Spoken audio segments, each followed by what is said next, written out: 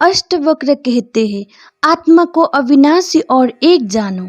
उस आत्मा ज्ञान को प्राप्त कर किसी बुद्धिमानी व्यक्ति की रुचि धन अर्जित करने में कैसे हो सकती है।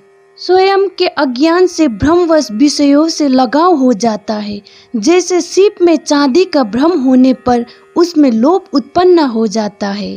सागर से लहरों के समान जिससे यहाँ विश्व उत्पन्न होता है, वहाँ मैं ही हूँ जानकर तुम एक दिन जैसे कैसे भाग सकते हो।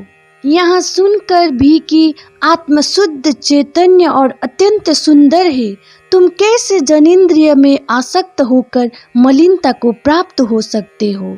सभी प्राणियों में स्वयं को और स्वयं में सब प्राणियों को जानने वाले मुनि में ममता की भावना का बने रहना आश्चर्य ही है। एक ब्रह्म का आश्रय लेने वाले और मोक्ष के अर्थ का ज्ञान रखने वाले का आमोद प्रमोद द्वारा उत्पन्न कामनाओं से विचलित होना आश्चर्य ही है। अंत समय के निकट पहुंच चुके व्यक्ति का उत्पन्न ज्ञान के अमित्र काम की इच्छा रखना, जिसको धारण करने में वहाँ अत्यंत आसक्त है, आश्चर्य ही है। इस लोक और परलोक से विरक्त नित्य और अनित्य का ज्ञान रखने वाले और मोक्ष की कामना रखने वालों का मोक्ष से डरना आश्चर्य ही है। सदा केवल आत्मा का दर्शन करने वाले बुद्धिमान व्यक्ति भोजन करने पर या पीड़ित करने पर न प्रसन्न होते हैं और न क्रोध ही करते हैं।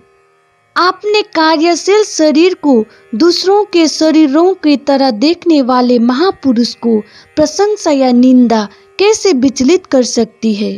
समस्त जिज्ञासाओं से रहित इस विश्व को माया में कल्पित देखने वाले स्थिर प्रज्ञा वाले व्यक्ति को आसन्न मृत्यु कैसे भयभीत कर सकती है। निराशा में भी समस्त इच्छाओं से रहित स्वयं के ज्ञान से प्रसन्न महात्मा की तुलना किससे की जा सकती है। स्वभाव से ही विश्व को दृश्यमान जानो, इसका कुछ भी अस्तित्व नहीं है। यहाँ ग्रहण करने योग्य है और यहाँ त्यागने योग्य। देखने वाला स्थिर प्रज्ञा युक्त व्यक्ति क्या देखता है। विषयों की आंतरिक आसक्ति का त्याग करने वाले संदेह से परे बिना किसी इच्छा वाले व्यक्ति को स्वतः आने वाले भोग न दुखी कर सकते हैं और न सुखी। अष्टवक्र कहते हैं, स्वयं को जानने वाला बुद्धिमान व्यक्ति इस संसार की परिस्थितियों को खेल की तरह लेता है।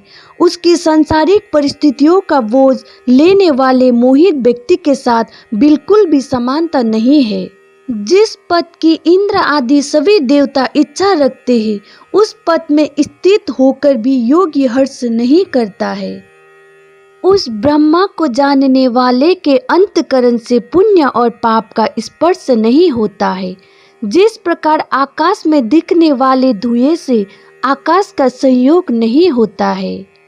जिस महापुरुष ने स्वयं को ही इस समस्त जगत के रूप में जान लिया है, उसके स्वेच्छा से वर्तमान में रहने को रोकने की सामर्थ्य किस में है।